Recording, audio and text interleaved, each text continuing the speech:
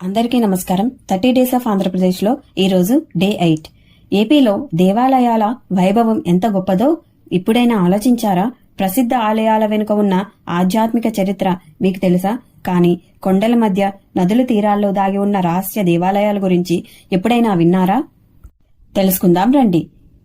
AP అనేది కేవలం ప్రకృతి సౌందర్యానికే కాదు, దేవాలయ వైభవానికి కూడా కేంద్రం.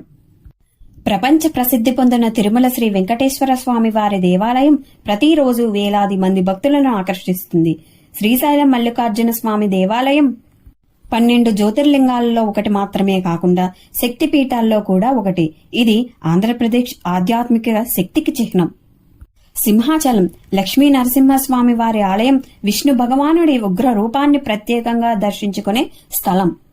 ఇక్కడ ప్రతిమ చందనం కప్పబడిన రూపంలోనే ఉంటుంది.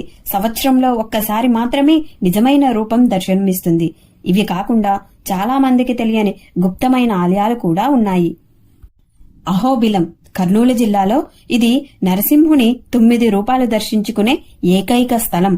అడవుల మధ్య ఈ ఆలయాలు దాగి ఉండడంతో భక్తులకు ఒక ఆధ్యాత్మిక యాత్రలాగా అనిపిస్తుంది. పెనుగంచిప్రోలు వెంకటేశ్వర స్వామి వారి దేవాలయం కృష్ణా జిల్లాలో ఉంది. తిరుమల తరహాలో నిర్మించబడిన ఈ ఆలయం భక్తులకు చిన్న తిరుపతిగా ప్రసిద్ధి. అమరావతి శ్రీ అమరలింగేశ్వర స్వామి వారి దేవాలయం గుంటూరు దగ్గర ఉంది. ఇది పంచరామ క్షేత్రాలలో ఒకటి.